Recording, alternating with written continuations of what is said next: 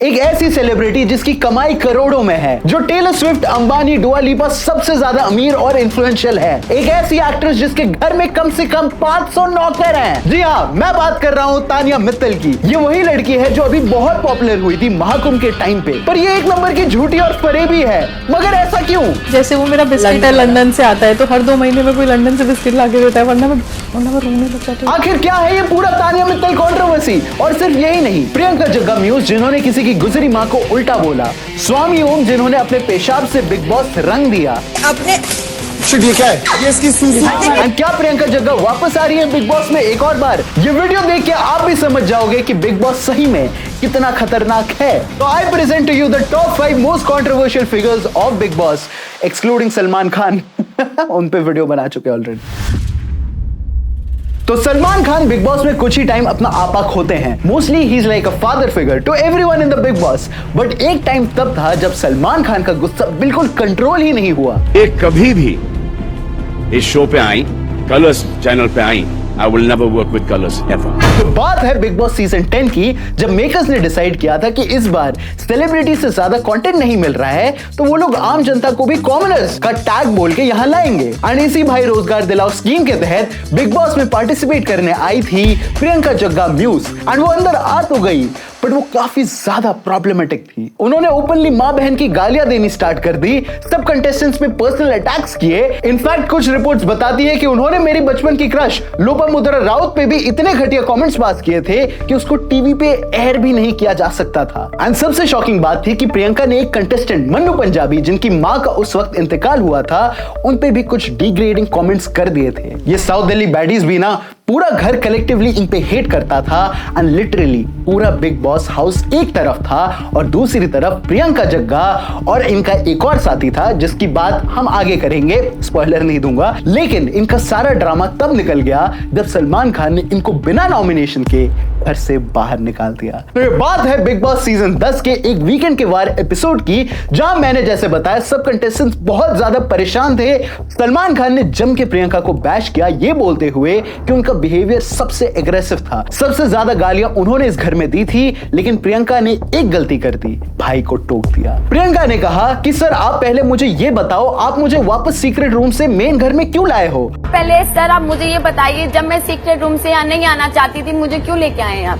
और मैंने ज्यादा बिग बॉस देखा नहीं है, पर मैं इतना जानता हूँ कि आप सलमान खान की बात को आधा नहीं काट सकते। लिटरली आपका करियर आधा हो जाएगा। प्रियंका टैंट्रम्स थ्रो करने लग गई एंड सलमान ने उन्हें बोला चुपचाप जगह पे बैठ जाओ, लेकिन प्रियंका ने वो भी नहीं माना। एंड एंड में जब पानी सर से ज्यादा ऊपर चला गया था, तब सलमान खान ने इसे बिग बॉस हाउस का सबसे हिस्टोरिकल मोमेंट बना दिया। सलमान खान ने अपना कोट उतार के फेंक दिया एंड प्रियंका को बोला ये शो आपके लायक नहीं है, प्लीज लीव माई हाउस। ये शो आपके लायक है नहीं, प्लीज लीव माय होम। लेकिन इसमें कोट उतारने वाली क्या बात थी? बट यस, सारे कंटेस्टेंट्स इतने खुश हो गए थे कि उन्होंने एपिसोड के बीच में सलमान खान को स्टैंडिंग ओवेशन दे दिया इस डिसीजन के लिए।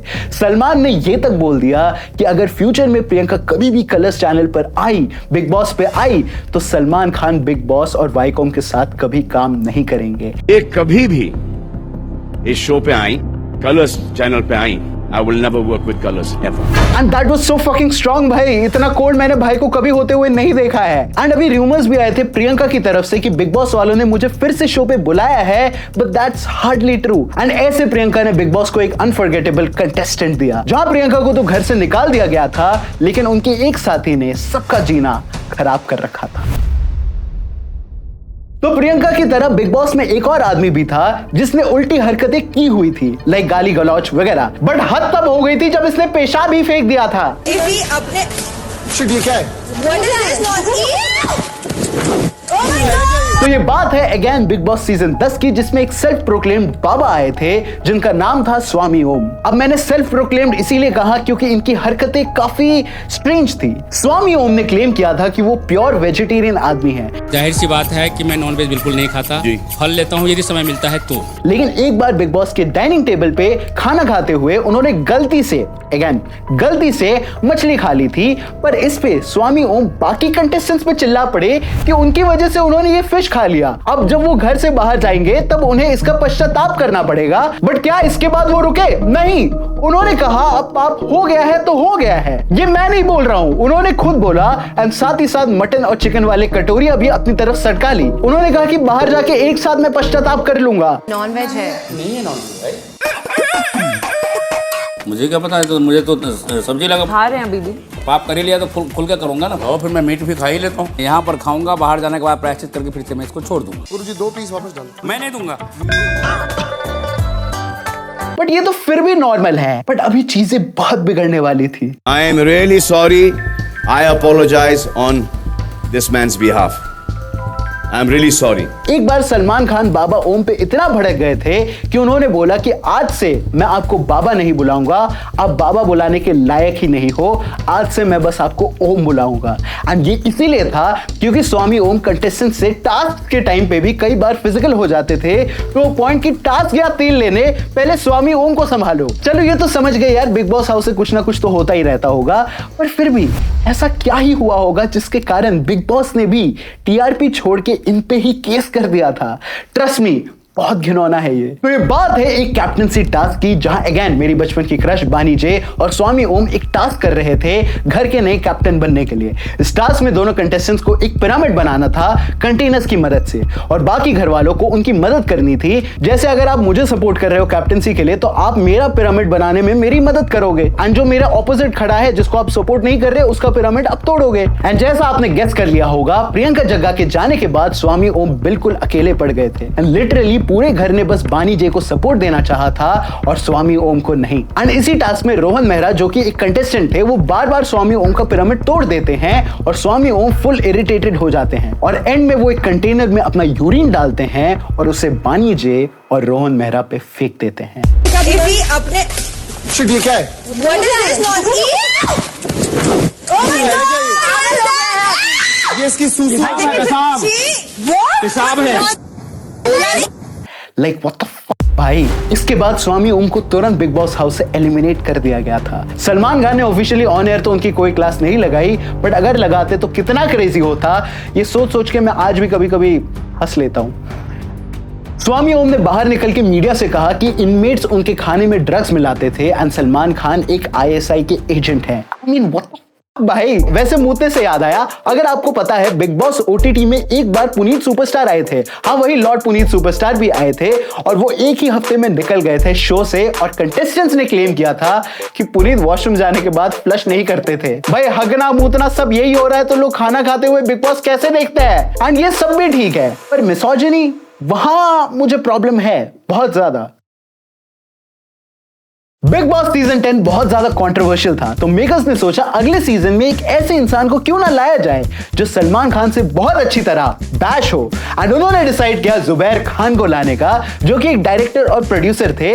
बट ये सब मैटर नहीं करता। मैटर ये करता है कि जुबैर ने अपनी को कंटेस्टेंट अर्शी खान को बोला कि तू 2 कौड़ी की औरत है और तुझे नौकरानी क्या, तुझे कोई अपना आर भी ना रखे। अबे लानत है तेरे पे, औरत जात पे कलंक। 2 कौड़ी की औरत, 2 रुपीस की औरत। अरे तेरे को काम वाली क्या नहीं रखे कोई? जुबैर बहुत ज्यादा डिसरिस्पेक्टफुल था सभी कंटेस्टेंट्स के अगेंस्ट और बहुत ज्यादा वल्गर कमेंट्स उसने पास किए थे औरतों के खिलाफ भी। And Salman was not happy at all. Salman ने एक वीकेंड के वार एपिसोड में सबसे प्यार से हेलो बोला एंड जब बारी जुबैर की आई तब उन्होंने कहा, आ रहा हूं बेटा तेरे पे, कसम खुदा की जुबैर, अगर आज तुझे कुत्ता नहीं बना दिया तो मेरा नाम भी सलमान खान नहीं। ये वाला मीम याद है ना? जुबैर, आ रहा हूँ बेटा, मैं तेरे पास आ रहा हूँ, कसम खुदा की तेरे कुत्ता नहीं बना दिया ना तो मेरा नाम सलमान खान है। जुबैर ने शो से पहले क्लेम किया था कि वो बिग बॉस अपने बच्चों के लिए आ रहा है क्योंकि उसकी वाइफ उसको अपने बच्चों से मिलने नहीं देती। जिस पे अगेन सलमान ने बोला, तुम जैसे लोग बच्चों को वापस लाओगे जो इज्जत का ई भी नहीं जानते। सलमान फुल रेज में थे एंड बार बार जुबैर सलमान को भाई मेरा मतलब वो नहीं था, भाई मेरे से गलती हो गई, ये सब बोल रहे थे। एंड तभी सलमान भाई ने बोला, मैं तेरा कोई भाई भाई नहीं हूँ, मुझे भाई मत बोल। भाईजान ऑनेस्टली बताऊं, तू मुझे भाई भाई नहीं बुलाएगा, समझे तू? डैम, अगर सलमान भाई किसी को भी बोल देंगे कि उन्हें भाई मत बोल तो उन्हें बुलाएंगे क्या? सलमान दीदी नहीं, अजीब लग रहा है। और सबसे क्रेजी चीज पता है, जुबैर ने शो पे आने से पहले एक इंटरव्यू में क्लेम किया था कि वो दाऊद इब्राहिम, हाँ वो अंडरवर्ल्ड डॉन का दामाद है, जिस पे फिर से सलमान खान ने फैक्ट चेक करते हुए कहा ये सब फेक है, ये साला बस टीआरपी के लिए बोल पड़ा। नल्ले डॉन, एंड फिर वही हुआ जो होना चाहिए था। इसके कुछ ही दिन बाद जुबैर को घर से निकाल दिया जाता है, बट जुबैर अभी भी नहीं रुका। 2017 में उसने सलमान खान के अगेंस्ट एफआईआर किया, इस बेसिस पे कि सलमान खान ने उन्हें नेशनल टेलीविजन पे धमकी दी। बाद में एक इंटरव्यू में जुबैर ने बताया कि सलमान खान ने जो उन्हें डांट लगाई नेशनल टेलीविजन पे, जो वो डिजर्व करता था, उसकी वजह से इंडस्ट्री में कभी उसको काम नहीं मिला। जुबैर ने यह भी क्लेम किया कि किसी ने उसे एक झूठे केस में फंसा के 3 महीने जेल में भी रखा और इसके कारण उनकी मां चल बसी। और जुबैर ने खुद 2-3 बार पंखे से लटक के जान देने की कोशिश करी। मुझे एक झूठे केस में फंसाकर मुझे 3 महीना जेल में रखा गया, जिसकी वजह से मेरी अम्मी जो है वो शौक में चलेगी। 3 महीना उन्होंने कुछ खाया नहीं और वो चल बसी पंखे पे दुपट्टा लगा के। मैंने 2-3 बार ट्राई किया, मार नहीं पाया अपने आप को, क्योंकि मैं हराम मरना नहीं चाहता था। बट कहते हैं ना, मारने वाले से बचाने वाला बड़ा होता है, तो उनको वापस रोजगार देने वाले भी थे सलमान खान। तो अभी जो सलमान खान की घटिया से घटिया मूवी आई थी बंदर, आई मीन सिकंदर, उसमें जुबैर प्रोडक्शन कंट्रोलर हैं। उन्होंने कहा ये इंपॉर्टेंट था, अब उनके पास धीरे धीरे पैसे भी आने लग गए हैं और लोगों को पता चल गया है कि ये काम करने वाला बंदा है। अच्छा एक्सपीरियंस रहा हैदराबाद में, मुंबई में शूट करने का। उसके बाद से जो है ना, लाइफ थोड़ी बेहतर होती जा रही है, क्योंकि बिग बॉस के घर ने उनकी इमेज खराब कर दी थी अपेरेंटली। अब वो थोड़ी बेटर है, कितनी बेटर मुझे नहीं पता। कुछ भी कहो, ये सारी चीजें बहुत कॉम्प्लिकेटेड है। लेकिन आपको क्या लगता है इस पूरे कंट्रोवर्सी के बारे में, हमें कमेंट्स में जरूर बताइएगा। बिग बॉस में एक से एक पप्पू पंछी आया है, बट एक चमकांड ऐसा आया था जो अभी भी बॉलीवुड को गाली देता है रोज उठ के। KRK कमाल आर खान, जो कि जाने जाते हैं बॉलीवुड सेलिब्रिटीज को कुछ भी बोलने के लिए। श्रद्धा कपूर को बार बार बिकनी में दिखाया है। अरे व्यंजन साहब, मुझे आप ये तो बताइए कि आप श्रद्धा का क्या दिखाना चाह रहे थे? वो खुद बिग बॉस के घर में गए थे 2009 में। एंड जिनको नहीं पता, KRK बिल्कुल शांत स्वभाव के थे। एंड यू नो, इस दुनिया में बहुत सारी सैड चीजें हैं, बट सबसे ज्यादा सैड चीज ये है कि जिस साल KRK बिग बॉस में आए थे, तब वो शो सलमान खान नहीं होस्ट कर रहे थे, उसको होस्ट कर रहे थे अमिताभ बच्चन जी। मतलब सलमान और KRK की फाइट में क्या ही मजा आता, ये इमेजिनेशन में सोचना पड़ेगा। But coming back to him, KRK बहुत ज्यादा प्रॉब्लमैटिक थे। वो आए दिन लोगों से लड़ते थे, गालियां देते थे। एंड ऐसे ही एक दिन उनकी लड़ाई हो जाती है डिजाइनर रोहित वर्मा से। मेरे को सुना के क्या बोल रहा है यार? मुझे पता है ना कि मेरे बॉक्स में उसने 15 डाला। और वो गुस्से में उन पे बॉटल फेंक देते हैं। लेकिन ये बॉटल जाके लगती है शिल्पा शेट्टी की बहन, मेरी क्रश शमिता शेट्टी को। इतना मारूंगा तेरा बाप भी याद करेगा, समझा? अबे KRK पागल है क्या तू? KRK आए दिन उस शो में कॉमेडियन राजू श्रीवास्तव से भी लड़ते थे। एंड यू नो, आपको एक स्पेशल कुत्ते ने काटा होगा अगर आप उस बंदे को गुस्सा दिला सकते हो जो सबको हंसाता रहता है। तेरी को हाथ लगा रहा, सेम गाली मैं तुम्हें दे रहा हूं। बट 2003 बिग बॉस का वो टाइम था जहां कंटेस्टेंट्स की बात सुनी जाती थी और सारे कंटेस्टेंट्स ने मिलकर बॉटल फेंकने वाले इंसिडेंट पे अपना ओपिनियन रखा और बिग बॉस से रिक्वेस्ट किया कि सर प्लीज इन्हें यहां से भेज दो। और बिग बॉस ने सरप्राइजिंगली ये बात सुन ली और KRK को घर से बाहर निकाल दिया। एंड इसके बाद KRK सुधर गए एंड दोबारा किसी को उल्टा नहीं बोला। एंड अब KRK एकदम बिग बॉस जैसे कंट्रोवर्सी से दूर रहते हैं। मजाक कर रहा हूं, उन्होंने ट्वीट करके लिखा था कि बिग बॉस 3 के बाद अमिताभ बच्चन और KRK दोनों कभी वापस नहीं आए और उन्होंने ही इस शो को प्रॉफिटेबल बनाया था। खैर KRK भाई, ये भी तो हो सकता है ना कि अमिताभ जी ने आपको देखकर बिग बॉस छोड़ दिया हो, बट कोई नहीं, आप खुश हो तो दुनिया दुखी ही है। एक्चुअली सबका दुख है। 2021 में सलमान खान ने KRK के अगेंस्ट एक डेफेमेशन केस भी करा था, क्योंकि KRK ने राधे मूवी का रिव्यू ज्यादा ही अच्छा दे दिया था और कोर्ट ने मना भी कर दिया था KRK को कुछ भी सलमान खान के अगेंस्ट पोस्ट करने से। लेकिन वो KRK है, देशद्रोही जैसा आइकॉनिक मूवीज के एक्टर है भाई, वो कहां सुनने वाले हैं। इनफैक्ट अभी भी अपने वीडियोस और ट्वीट से वो सलमान खान को टारगेट करते हैं कि बाबा क्रिटिसिज्म लेना सीखो। अबे भाग बिश्नोई आ गया, अबे बिश्नोई का शूटर आ गया, भाग ले। बताओ मतलब। बट सही में KRK एंटरटेनिंग तो है, इनके रिव्यूज खाना खाते हुए देखना तो समझ जाओगे। अब बात करते हैं उनकी जिनकी वजह से आपने ये पूरा वीडियो एंड तक देखा होगा एंड सब्सक्राइब भी किया होगा, किया है ना? जैसे वो मेरा बिस्किट है लंदन से आता है, तो हर 2 महीने में कोई लंदन से बिस्किट ला के देता है, वरना मैं रोने लग जाती हूँ। मैं बिस्किट नहीं खाऊंगी, मेरी जिंदगी में मीठा नहीं है, क्या करूँ?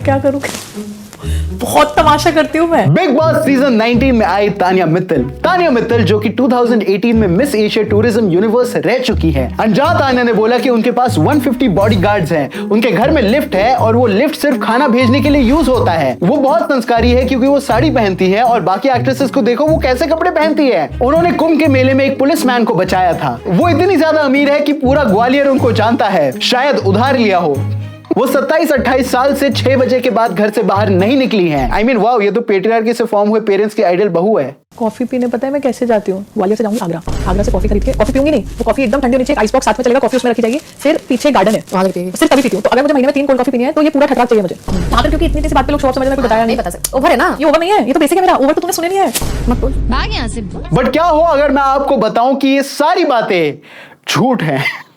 ये सब क्लेम्स फॉल्स है। उन्होंने आज तक सिर्फ साड़ी पहनी है। बहन, बिग बॉस में क्या पहना है फिर आपने? 27-28 साल से 6 बजे के बाद घर से बाहर नहीं निकली हो आप। अबे तो खुद 25 की है। I mean, झूठ पे झूठ। तो आप लोग समझ सकते हो कि किन लोगों से मुझे डील करना पड़ता है वीडियो बनाने के लिए। और जब पर्दाफाश होने लगा तो सोशल मीडिया ने जो झूठ पकड़े हैं उनका क्या ही बताऊं। लोगों ने एक एक चीज फैक्ट चेक कर दी है। तानिया मित्तल का साड़ियों का ब्रांड है जिसका इंस्टा पेज अगर आप चेक करोगे तो उधर भाई मेरा ऑर्डर अभी तक नहीं आया है कि कमेंट जरूर होंगे। मतलब बिजनेस में भी घपला। तानिया ने बिग बॉस हाउस में कहा कि वो कॉलेज नहीं गई, लेकिन उनके जोश टॉक्स के टॉक्स में उन्होंने क्लेम किया कि वो कॉलेज गई हैं। एंड ये तो बस शुरुआत है। तानिया मित्तल महाकुंभ के टाइम काफी फेमस हो गई थी, जहां इनिशियली लोगों को वो बहुत पसंद आई थी क्योंकि वो हमारे कल्चर को प्रमोट कर रही थी वीडियोस वगैरह डाल के। लेकिन वहीं पे चीजें बिगड़ी और महाकुंभ में एक स्टैम्पीड हो जाता है जहां कई लोग घायल हो जाते हैं। इसके बाद तानिया ने न्यूज चैनल्स में ऐसे क्लेम्स किए जो किसी से डाइजेस्ट नहीं हुए। उन्होंने कहा कि उन्होंने एक पुलिसमैन को दबने से बचाया है और कैमरा पे वो रोने लगी। अब कई लोगों ने इस पे उन्हें क्रिटिसाइज किया कि वो सिंपैथी कार्ड खेल रही हैं विक्टिम्स के ऊपर, और ऊपर से उनका एक और वीडियो सामने आ जाता है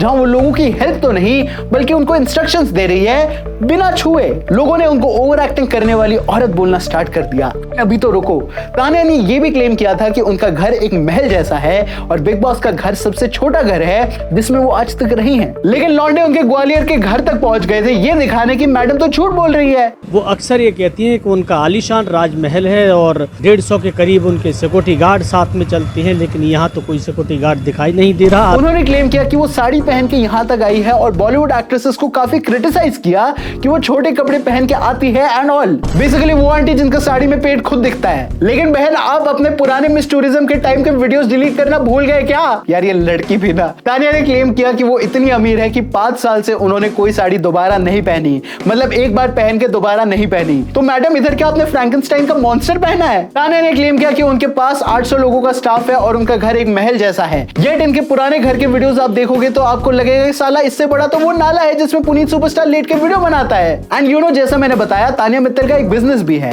हैंडमेड लव बाय तानिया, जिससे वो 21 साल की उम्र में करोड़पति बन गई थी। लेकिन लोग इनके कमेंट सेक्शन में कुछ और ही लिखते हैं। तो ओवरऑल तानिया मित्तल उतना ही सच बोलती हैं जितना कि अजय देवगन डांस करते हैं। एंड मैं दुआ करता हूं कि तानिया मित्तल को ऑकवर्ड गोल्ड माता ना देखे, वरना इसे भी वो डिफेंड करने आ जाएगी। भाई सही में उस औरत का मुझे समझ में नहीं आता। सही में आई एम प्राउड सिनेमैस्टिक। तो ये था हमारा video about the top 5 controversies of big boss. अगर आपको ये वीडियो पसंद आया हो तो लाइक कर देना, चैनल को सब्सक्राइब कर देना and a special thank you to the entire team of Cinemastic, Annie, Siraj and me Arfan, क्योंकि मेरा नाम सिनेमैस्टिक नहीं है। एंड एनी का आउटरो सॉन्ग आउट हो चुका है तो जाके चेक कर लेना। एंड अगर आपको साइंस और बकलोली एक ही वीडियो में देखना है तो मेरा दूसरा चैनल भी जरूर चेकआउट कर लेना। एंड मैं मिलूंगा आपसे अगले सिनेमा टॉपिक रिलेटेड वीडियो में, क्योंकि जहां सिनेमा है वहां सिनेमैस्टिक है। Bye bye. तेरी बातें